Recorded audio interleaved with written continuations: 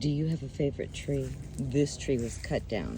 Then it was burned so that it wouldn't grow again. And it said, fuck you, I'm growing anyways. Your trauma is not going to affect my growth. And now this tree is so big and so lovely. And I feel so connected.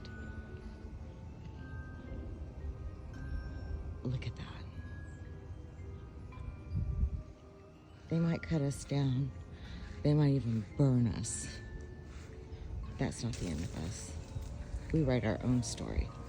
We walk our own path. We grow out of nothing and become something.